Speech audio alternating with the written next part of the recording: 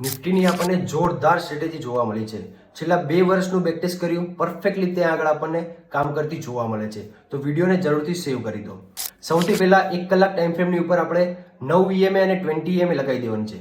હવે આપણે બુલિશ સાઇડની અંદર ટ્રેડ કેપ્ચર કરવો છે. તો કેવી રીતના આપણે અહીંયા આગળ જોઈશું, કોઈ પણ એક કેન્ડલ 9 EMA અને 20 EMA એની ઉપર આપણને ક્લોઝિંગ દેખવા મળે, મતલબ કે તેનું ઓપનિંગ છે તે 9 અને 20 EMA ની નીચે આપણે ઓપનિંગ હોવું પડે અને તેનું ક્લોઝિંગ છે તે બંને EMA ની ઉપર ક્લોઝિંગ થવું પડે. એના પછી આપણને તરત જ એક FVG બનતો જોવા મળે. તો ત્યાં આગળ FVG ઉપર ફરીથી માર્કેટ આવે છે, તો ત્યાંથી ફરીથી આપણને અપસાઇડની તરફ જે માર્કેટ છે જતું જોવા મળે છે. સેમ એવી રીતે આપણે ડાઉન સાઇડની તરફ જોઈએ તો ડાઉન સાઇડની તરફ આપણને એક પણ કેન્ડલ 2 EMA નીચે ક્લોઝ થાય છે, તેનું ઓપનિંગ આપણને 2 EMA ને ઉપર હોવું પડે અને એના પછી આપણે કોઈ પણ FVG જોવા મળે છે તે કેન્ડલ પછી તરત જ તો એ FVG સુધી માર્કેટ આપણને આવતું જોવા મળે છે. તો તરત જ ત્યાંથી આપણને રિવર્સલ માર્કેટ થતું જોવા મળે છે.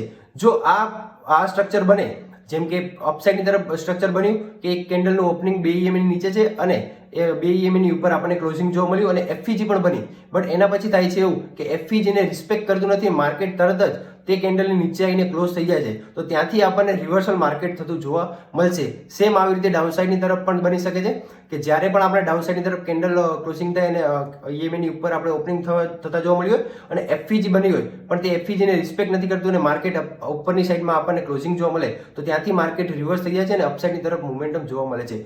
છેલ્લા 2 વર્ષનું મેં પ્રેક્ટિસ કર્યું છે, પ્રોપરલી આ સ્ટ્રેટેજી કામ કરે છે અને તમે ચાર્ટ પર પણ જોઈ શકો છો કે કેવી રીતે આપણને સારા એવા ટ્રેડ જોવા મળ્યા છે. તો વિડીયોને જરૂરથી સેવ કરી દો અને તમારા દોસ્ત સાથે જરૂરથી શેર કરો, કેમ કે તે આ બેક ટેસ્ટ કરી અને એનાલિસિસ કરી શકે.